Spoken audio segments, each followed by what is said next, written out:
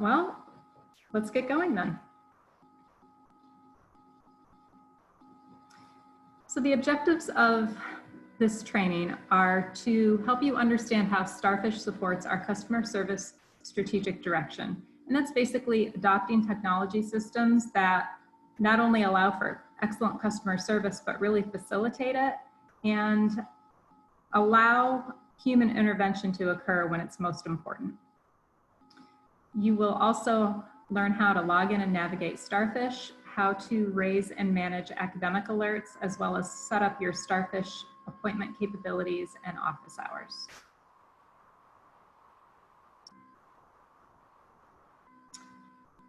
Short-term goals of this project are increased consistency and efficiency in communication with your students. And again, that's mostly what we're going to be talking about today, how Starfish is actually a communication tool. And of course, with the hopes of bringing the students' issues to resolution. And that will be through strengthened holistic student support. This is a new concept to JCC. And think of a student approaches you and says, can I have an extension on this deadline? And you consider the request and probably hear a whole lot more than you were bargaining for. Students sometimes dump more on us than we want to know. But in that situation, when you have all that information, instead of solving their short-term problem of not being able to get their assignment done on time, instead of just giving them that answer, you can back up and say, well, you have this going on, and I think if you talk to this person or this office on campus, they can help you out. So holistic student support really helps support all the things that are going on in the student's life that we know about, where JCC could help, and then facilitating the communication between that student and that office. And as JCC becomes more experienced at using Starfish, we'll have more and more of those opportunities. We also hope to increase use of faculty office hours, as well as the ease of reporting those office hours and successful course completion. Longer term goals, of course, are year-to-year persistence for students and certificate and degree attainment.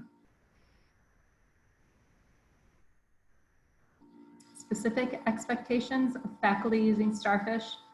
To access student information, you'll find that it is much easier and much more intuitive than Banner is. If you're familiar with accessing student information in Banner, it's about 15 clicks away, and then you have to find it on 4 different screens, the email versus phone numbers versus physical address and so on. So Starfish shows it all to you at once, and there's usually even a picture accompanying it. So that's really nice too.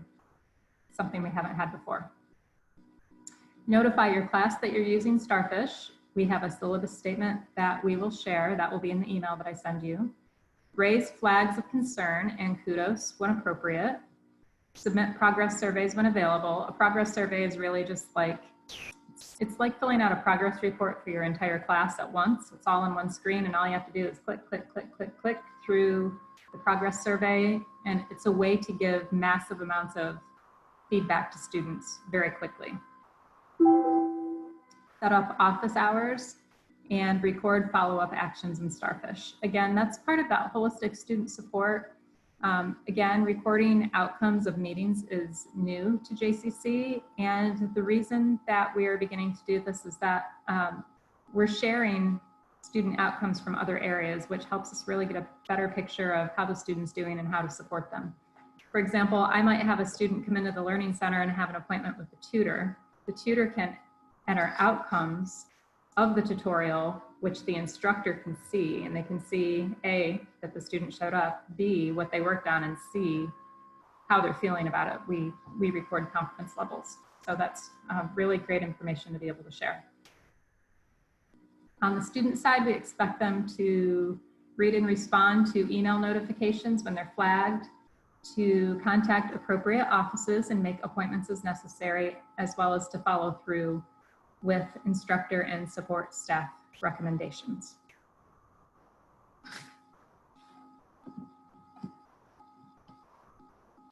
Okay, so the workflow in Starfish usually has 3 people involved, so the instructor, the student, and then a support office when needed. So an instructor would raise a flag on a student if they had a concern. The student would be notified, and then that should start a dialogue between the instructor and the student to work out whatever they can do to get back on track, or submit work or anything like that. If the instructor feels like a support service is needed for the student, they can send a referral. Once the support office receives the referral, they can reach out to the student and work with them. They can then take notes on their interactions with the student. And then they can resolve the referral once they feel like they've done all they need to with the student, and send a message to the instructor to close the loop with any information they're able to provide. So the early alert uses our tracking items. So our tracking items are flags and kudos, and here's a list of them. Beth will be sending out an email following the training with some resources, and one of the documents in there will have all of these tracking items on there. The first two are attendance concerns. The first one is for traditional courses, so those face-to-face or ITV classes. The second one is for online courses. So in a traditional course, the instructor can raise and lower flags on students whenever they want, when they feel like there's an attendance concern there. As far as the online one, that is system raised. So Starfish looks at information from Blackboard and raises the flag automatically with the instructor not needing to do anything extra. That flag looks at students who have not logged into the course in the first 4 days of the semester. And then our technology enhanced instruction team reaches out to that student with questions about, did you know the class began? Do you know how to get into Blackboard? All of those sort of beginning of the semester types of questions to try to get them started on the right foot. After that first week of the semester, the flag starts looking at inactivity throughout the semester. And if there are 10 consecutive days at any point that the student doesn't log into that course, they get flagged again for inactivity, and our TEI staff can reach out to them at that time too. And then missing late assignments, academic concern, and failing or in danger of failing, those are all ones that instructors can raise and lower as needed for any of their students. And the last flag is the 3 or more active flag. If a student has 3 active flags at any point, this triggers an additional flag to be raised. It looks at all of their courses and everything going on, not just your class. So if they have a couple attendance concerns and then a missing assignment, then there's 3 flags and this one gets raised as well. So that kind of alerts us to maybe a greater need for that student. I need additional supports to be successful throughout the semester and that sort of thing. And then the last one here is kudos. Those are those positive messages, way to go, keep up the good work, those kind of encouraging things for students. Those are all manual, so you can raise and lower those as you need as well. Okay, so we're going to go into Starfish now. If you have any questions, Beth will be manning the chat, so feel free to put those in there. Once we get through the instructor view, we'll take a little break, and any questions that you have, you can ask at that time as well. So where do you find Starfish? If you go to the JCC page and go to My JCC, the last item on the first row is Starfish. So you can click on that. It'll be the same login as you use for Blackboard. If you log into Blackboard, the tabs at the top, there is a Starfish tab there because Starfish also lives in Blackboard. So at the top, it's My Blackboard, email, and then Starfish. So you can go back and forth between the 2 systems in one window if that's what you prefer. Otherwise, you can log into Starfish on its own through this portal right here. Once you get logged in, it will prompt you to put in office hours. We'll look at how to do that a little bit later in the training. Once you have those entered, you will see your dashboard when you log in. So this is a dashboard here. The dashboard is broken down into 5 different tiles. So over on the left, we have appointments. This will show any appointments that you have coming up with students. And you can switch however many days out you want to see that. Below that is My Services. All faculty are connected to at least one service, and that's their division faculty service. It's just a way for students to be able to find their instructors in their success network, which we'll look at a little bit later. But it's just kind of a group that you belong to that students are able to search for you in. And then over on the right side, you have flags I'm managing and recent changes. Here you'll see a lot of activity that's going on in the system. you might see a flag that was raised or kudo that was given, and you think, well, I didn't send that or I didn't do that. It's very likely you didn't, but it's showing you someone else has sent that item to the student, and then you have that student in common. So you're able to see activity for that student. Okay. You don't need to do anything with either of these boxes here on your dashboard. Again, it's just kind of an overview of what's going on. We'll look at where your flags are and how you can manage those as we move through the system. And then below that is the batch sent items. If you batch send anything, that'll keep a list of that there for you, and we'll look at how to do that as well. In the top left corner, there's 3 lines next to the word Starfish. When you click on that, it'll open your navigation menu. Here you'll see your picture, your name. When you click on your name, your profile and preferences will open up. We'll look at that just a little bit later. And then there's 4 different pages that you can navigate to.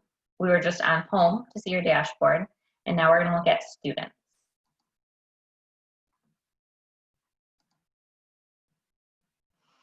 Students is broken down into 4 different tabs. So my students, tracking, attendance, and progress surveys. We'll go through each one and show you what's in each of them and how you would use them. So we'll start with my students. Starfish is a role relationship-based database. So you have the role of instructor, and all the students have the student role, and when they match, you have a connection, so you're able to see their information. So here in the middle of the screen, there's a connection box with a drop-down menu. Here, you'll see your different roles that you have. If you're teaching more than one course, you could use Instructor, and you could get a list of all of your current students with the duplicates pulled out. So if you needed to contact all of your students for some reason, you could do that by using the Instructor role. Or you can just look at a single course by choosing that course. So we're going to look at this English class today. Here you can see the roster for this particular English 1530 course. There are 11 students that are registered for it. Here on the main page, you see their picture, their name, J number, JCC email address, and phone number. This is what Beth was talking about. If you use Banner at all to find this information, you're looking at 3 or 4 different screens to get all of that. And right here, your whole class information is here. When you hover over a student's name, it pops up their picture a little bit larger and that contact information. And if you click on a student, you'll open their student record. On the right side, you see their picture, J number, JCC email, they have an alternate email, and contact phone numbers. This all comes over from Banner, so if they update anything in their self-service Banner account, that will carry over to Starfish. Over on the left side are the different pages within the student record that you can access. So we're going to look at each of those. The first one here is Overview. Overview is blank right now, but you'll start to see more things show up there. Things like the career community that the student is a part of, if they're an athlete, on what team they play on, if they're a residence life student, if they're an honor student. So all of those groups that the student is connected to will show up on this page. Next is Info. Info will show you admissions and program information. Success plans are something that we will be using in the future, but we don't have active right now. So these are things that we can assign to students, and they're like checklists. So we can assign it to all students in the first week of the semester. They need to turn in their immunization records, get their books, and check their bill in Banner. And then they can check off the items that they complete, and we can follow up with those that did not do those things. So it kind of helps us tracking those things. Courses will show you all of the courses that a student is currently enrolled in. You can see the name of the course, the course number and CRN, instructor for the course, and then the last access is the last time they logged in that particular class in Blackboard. If the instructor is keeping attendance in Starfish, that attendance information will show up right below this last access date. And it'll show you if the student was marked absent, excused, or tardy. Attendance is not a feature that is required for you to use in Starfish, but instructors like using it. Faculty members really see a lot of value and more people that use it, the better picture you get on a student, because you can see, is the student only missing my class, or are they missing all of their classes? And that can prompt some different outreach depending on the circumstance. So the more people that use the attendance function, the clearer that picture becomes. And we'll look at how you keep attendance in just a little bit. Tracking will show you any flags or kudos that a student has. It'll show you resolved and active status. So anything that's still open, and this one has been closed. So if you click on the plus sign next to any of these items, it'll kind of expand it. It'll show you that it was raised by the system on April 8th and resolved on April 9th when the student logged in. So this is an online course.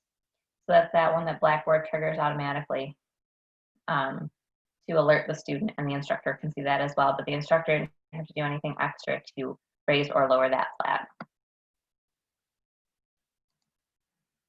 If you have any meetings with a student, or they have meetings that you're able to see information about, that'll show up in their meetings page. Notes, if there's any notes on the student, you can see that here. Again, if you click on the plus sign, you can see the additional notes that you put in there. So Mandy sent this kudos to Michelle with a note in there about your grade going into week 9 was an A, excellent work, keep it up. So you can kind of track that there. The other thing you can see is if you send a message to the student, you can see if the student has read it or not. So this closed envelope, if the student had opened it and read it, it would be like an open letter. So that's one way to track if students are getting the messages that you're sending them. When you send any of the tracking items or a message in Starfish, it gets sent to their JCC email address, their alternate email. It's in Starfish when they log in. It's in Blackboard when they log in that alerts them that something has happened in Starfish. And if they signed up for text alerts, they get a text message telling them that something has been sent to them in Starfish. Check their email for more information. So by sending things through Starfish, there's a potential 5 ways to reach that student with that information that you're trying to send to them. And then the last page is Network. Network shows all of the current instructors and advisors for a particular student. So you don't have to pull their schedule and find the email addresses for all of their instructors. They're all here. You can just select all or select the ones that you want. Email selected, and you can send it out to all of them. It comes from your JCC email account and it goes to their JCC email account, but it's just an easy way to pull that information together and bulk message all of those people.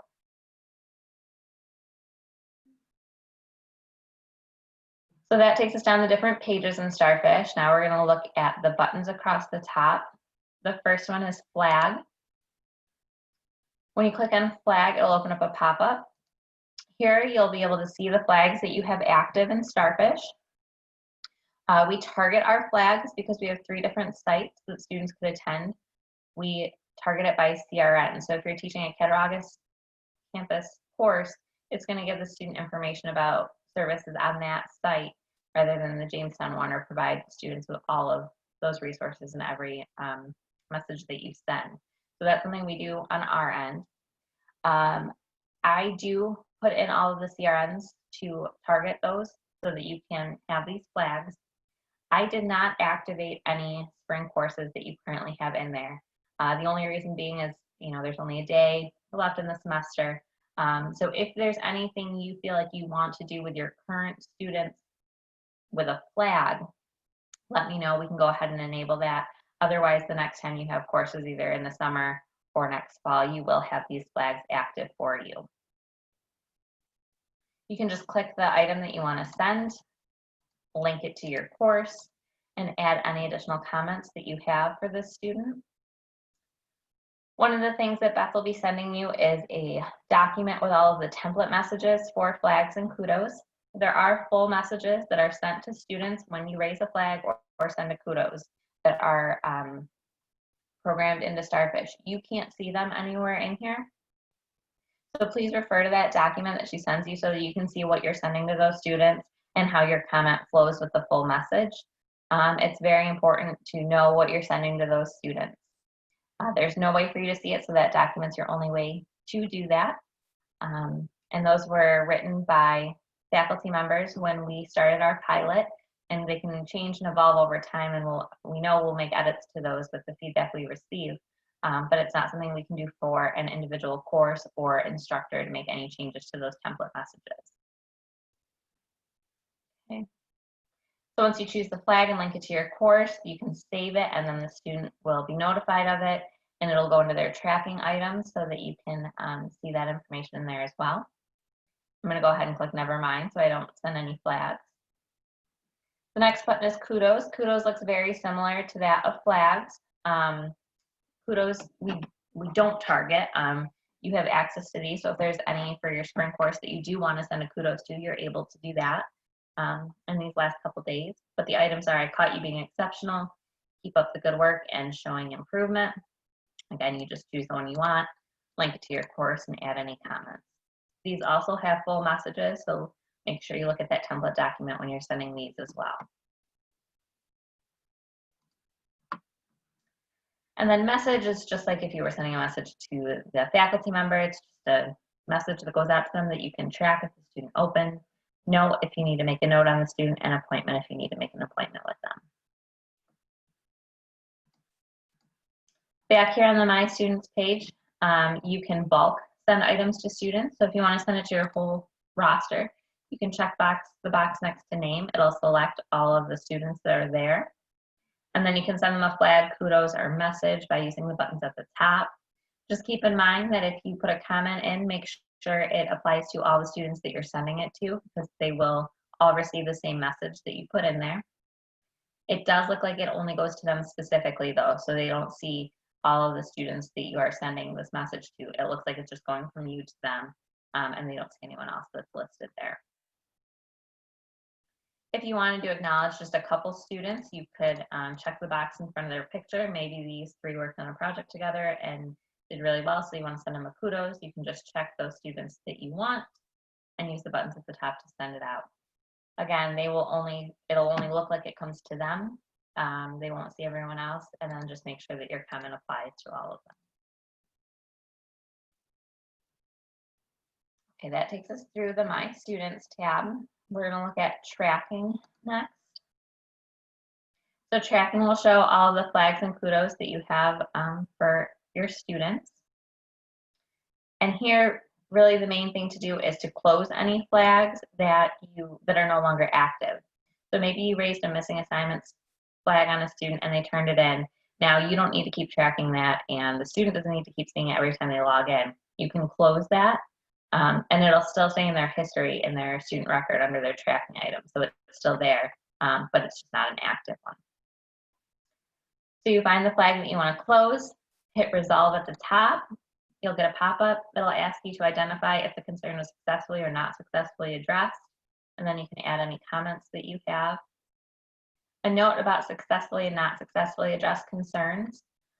Successfully addressed does not mean that the student is going to successfully complete the course and do everything you say and be back on track and move on.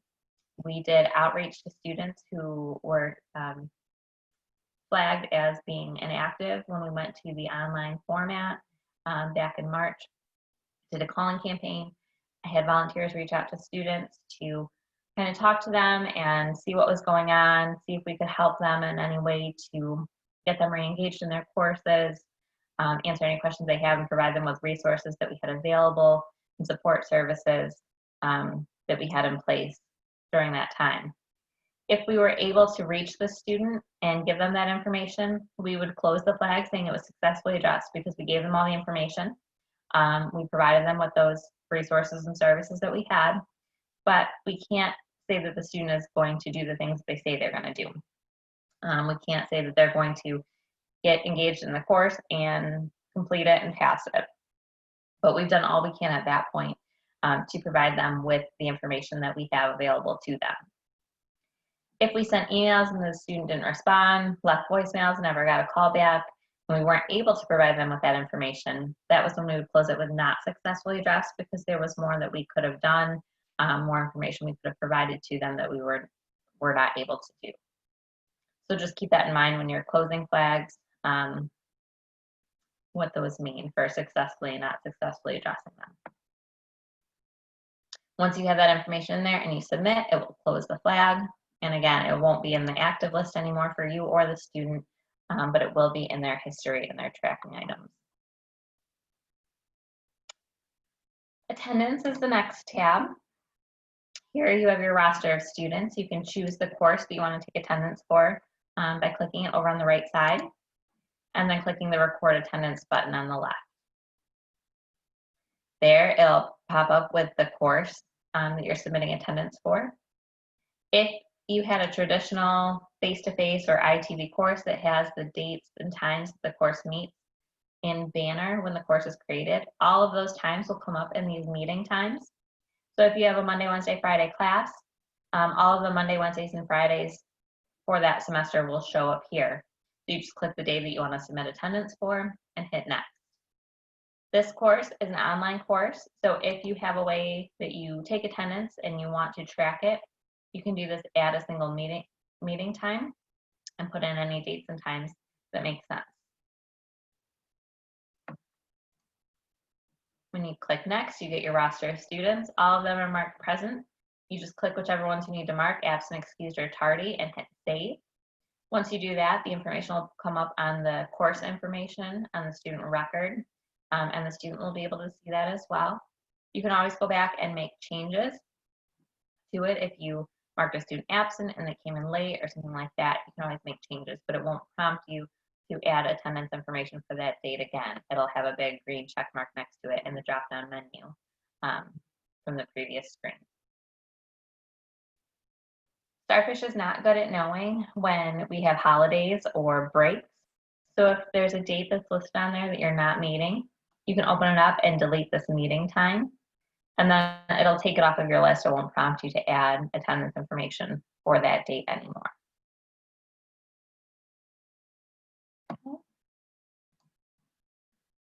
And then the last tab here is progress surveys. Most of the time it will look like this with a big blue thumbs up and saying that you have no surveys to complete at this time. Twice a semester we send out progress surveys, and it's really just a time where you can identify students that need to be flagged or given a kudos very quickly and easily. So it's very similar to that of the attendance feature, where you have your roster of students and you just click whatever items you want to send and bulk send them out all at once. So the two times we have progress surveys are right before census, so very early in the semester for you to identify any students that are in danger of being withdrawn. We then do a calling campaign to those students to let them know what administratively withdrawn means and how they can get back into their courses or make any changes that they need. The second one is around midterms, and it has things that students might need to hear, like they're missing assignments or in danger of failing. But then it also has some kudos, so they keep up the good work and showing improvement. So those positive messages that might be that additional push to keep the students kind of working through the semester and trying their best. When there's a progress survey that is open, you'll get an email letting you know that it's opening up. And then when you log in here, there will be a number next to progress surveys. That number is however many courses you're teaching that semester. And once you complete them, that number goes down. And once you hit 0, you get a big thumbs up. If there are no items you want to raise at that time, so maybe you don't have any students in danger of being withdrawn at census, you can submit a blank survey and it won't go to any students, so they won't be notified, but we will have your course as being compliant with the request to do the progress survey. So it's really important to submit those when they're open, even if you don't have any feedback that you want to give at that time. But again, you'll get emails about that with instructions. If you have any questions once we open those up, please reach out to one of us, and we're happy to help. Okay, so that takes us through the students page. Back in the navigation menu, we're going to look at services.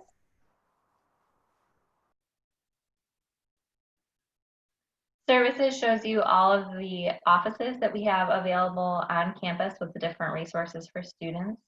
So they have all these tiles. You can click on one of them. It opens up additional information. So this one's for the Counseling Center in Jamestown. Shows you their hours, their contact information, where they're located, all of the people that work in that office.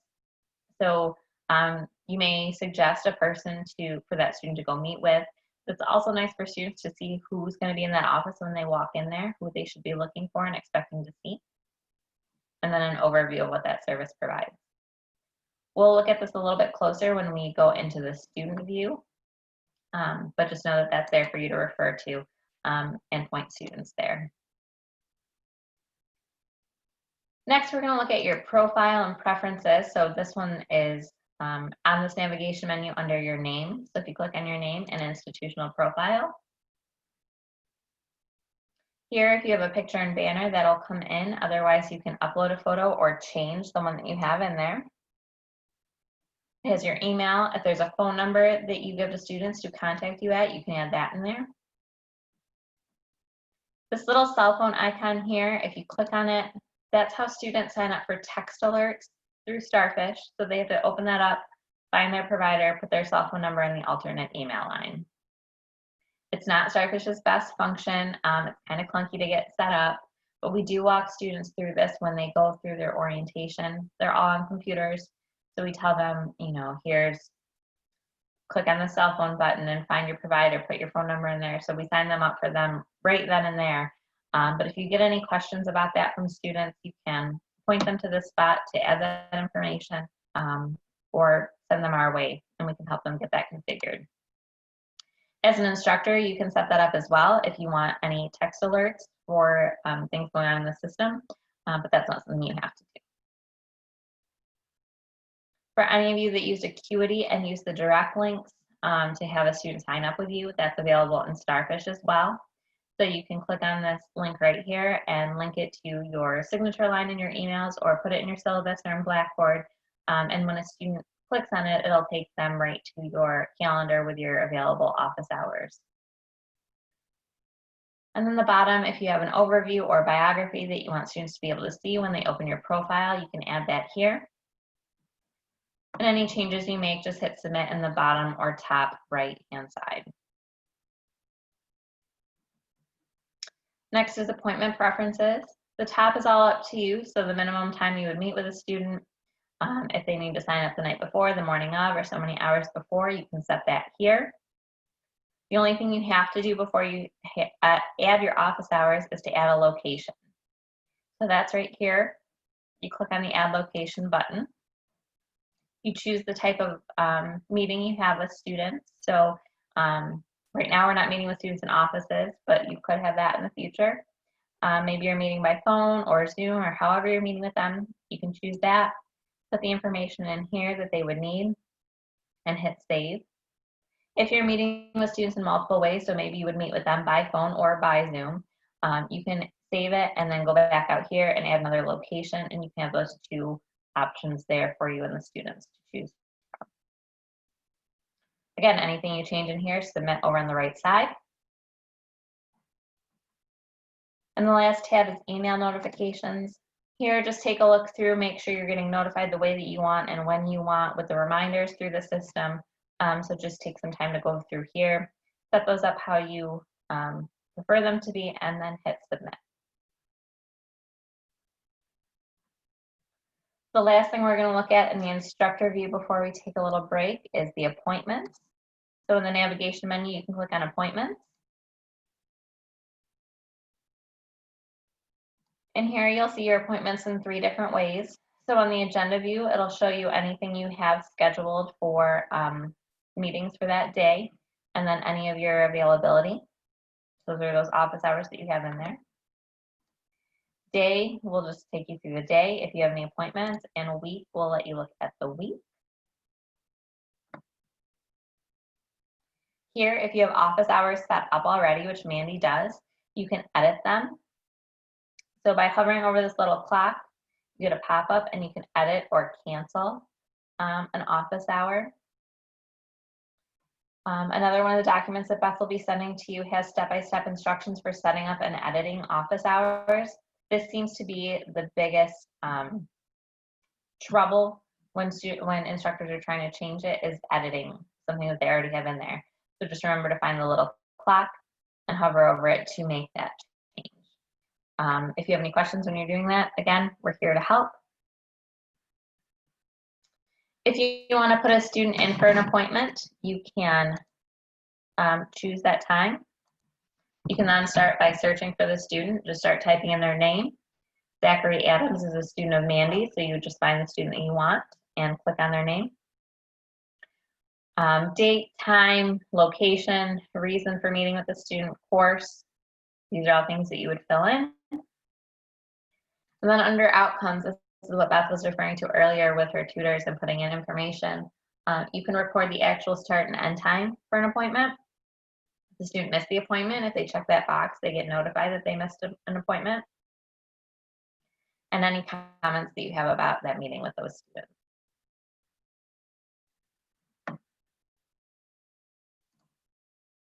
Now, how do you even add office hours in here?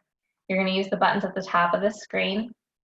So office hours are for one-on-one appointments if you're meeting with students, just you and them. So you would use this one. Once a student signs up for a time, it's no longer available to any other students. If you do group sessions, so maybe 3 or 5 students could come in at a given time and you would meet with all of them, you would use this group session and it would let students sign up for a time slot until it reached that maximum that you added there. We're going to look at office hours. So just these one-on-one appointments. Here you would just choose the days and times that you have your office hours. Where is the locations that you put in from the previous screen, so whatever you put in there will show up here. How long appointment lengths lasts, you have to choose your minimum and maximum appointment length. If these numbers match, so right now they're both 15 minutes, students only get the option to meet with you for 15 minutes. If you have a minimum of 15 and a maximum for 30, students can choose how long they're going to meet with you. Maybe they know whatever they need to talk to you about will take longer than 15 minutes, then they can choose a longer duration if your calendar allows it and if you set that up here. So if you have another student coming in 15 minutes after they sign up for the appointment, they can't extend it. But if your calendar has that room, then they can. And then appointment types, why you're meeting with the student. The student needs to identify this when they're making that appointment with you. So you'll get that information before the student ever comes into your office of what to expect from that meeting. Instructions, if there's any instructions that the student should know prior to making the appointment with you, you would add those in here. And the last thing is start and end date. So start date will automatically populate in there based on the date that you're putting in these office hours. End date is automatically going to say never, but it's very important that you change this to either an end of term or a date that you want these to end.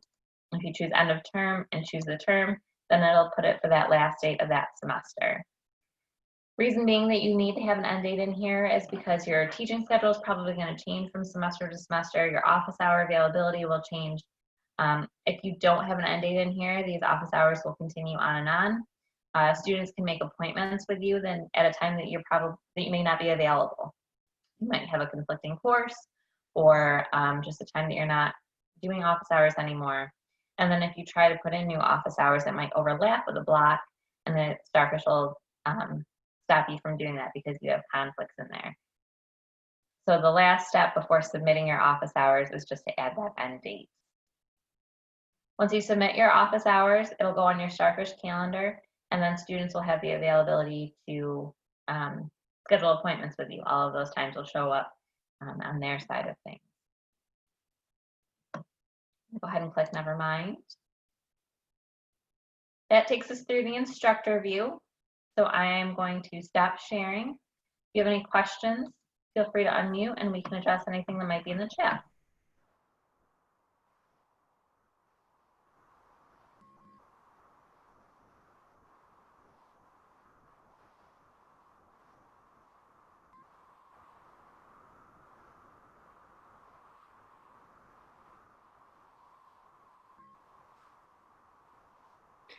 I have no questions.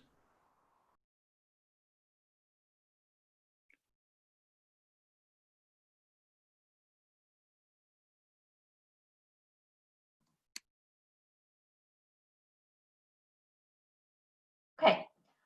If there aren't any questions right now, we'll continue on to the student view so you can see what students can see. If you have anything, feel free to put it in the chat, and then we will check in again after we're done with the student view. Unlike Blackboard, you're not able to see the student view in Starfish. So we do like to show that here in this training. When students log in, they're in their success network. At the bottom of their success network are the services, just like you saw over on your page. So you can direct them here to find an office or a person that they should meet with. At the top, they have all of their current instructors and advisors listed. If they click on the 3 dots next to any of them and they have availability to schedule appointments, they can schedule right here. So these are the appointment types that Meghan chose when she was setting them up. So those checkboxes that we just looked at in the office hour pop-up, the student would choose which one they want to meet about, and then they have some additional choices to make. So you know that the student is coming in to talk about something course related and discuss their grades. You'll get all of that information before the student comes into your office. Click continue. This will show availability for the next 14 days. Students can scroll through and pick a time that they want to meet, or they can choose a particular day that they know they'll want to speak with that person. Once they select a time, they can continue, and then they get a confirmation page. Here they'll see the date and time. This is where they can change the duration, so as long as Megan's calendar allows it, and she's put in her office hours to have that flexibility, they can change the duration. Has the location, the instructions that Meghan put in there, why they're coming to meet. They can link it to their course, and if they want to provide you with any additional information, they can do so here. And then they click confirm. Once they confirm it, it goes to confirmation email gets sent to the student, the person they made the appointment with, and then the reminders go out however that they have their notifications set up. We do have step-by-step guides for students for setting up appointments that Beth will also share with you, so feel free to share that with your students if there's any questions about that.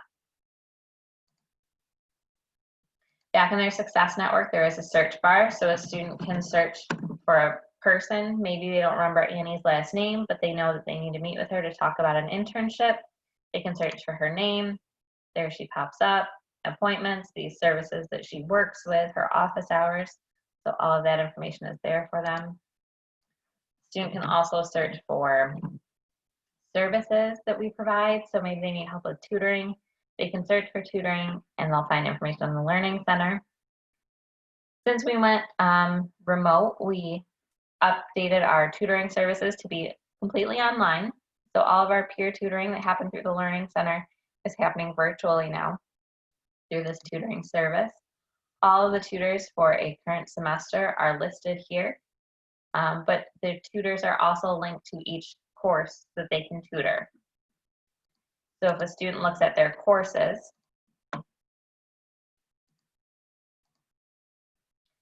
and they scroll through, if they find a course that has a purple service here, they can schedule an appointment. That means that there is a tutor available that can tutor for that course. They can schedule an appointment. Since we're at the end of the semester, there is not any availability for this particular course and this tutor, but the student would choose what they need to talk about and get their tutoring on. Here, it would show the dates and times, just like we had for Meghan. They would show up here. So the student could pick the day that they wanted their tutoring session, the time, and then if it was a course that had more than one tutor, they could choose the tutor that they want to work with. So maybe they've had one in the past in another course, or they know someone, they can choose that student to work with. Then they just continue and they get the same confirmation page and email like they had gotten before. So this is something that we're really excited we were able to roll out and have available for students.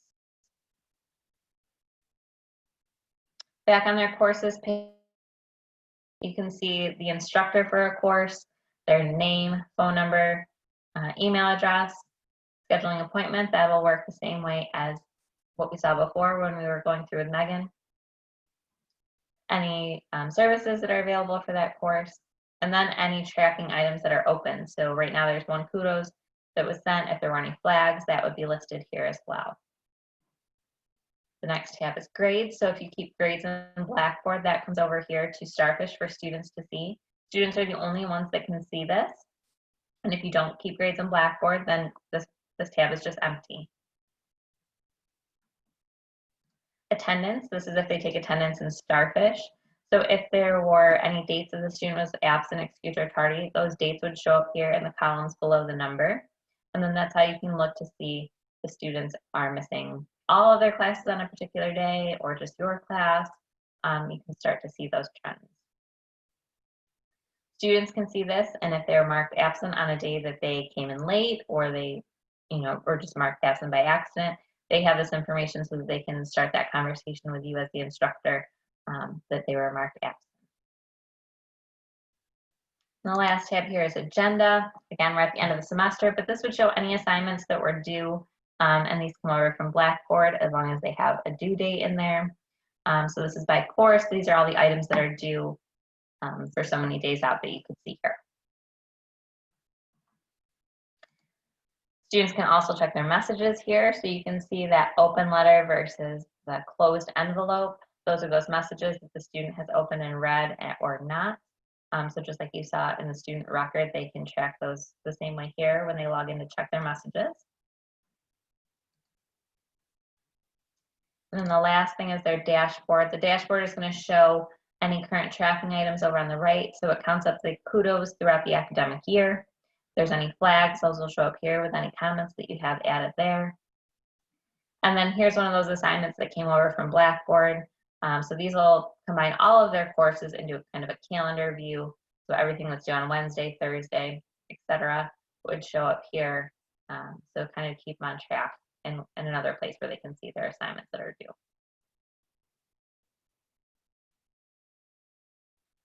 That takes us through the student view. So again, I'm going to stop sharing. Please feel free to ask any questions that you might have.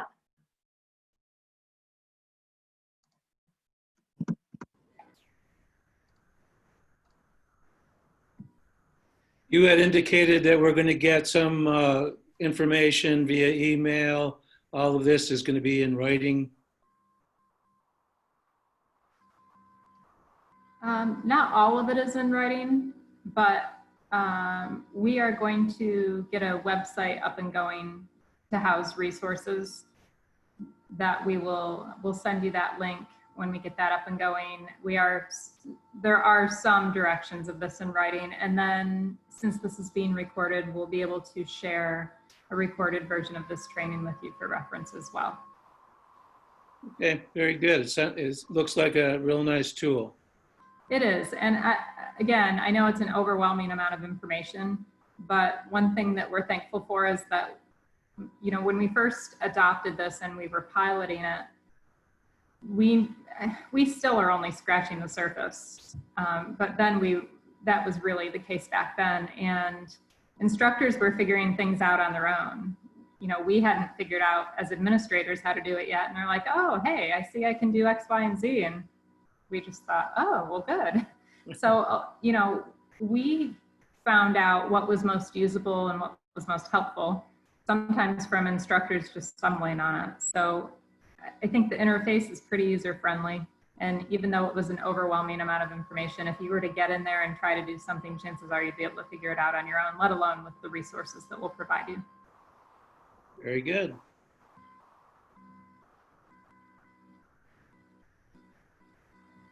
Any other questions or thoughts, concerns?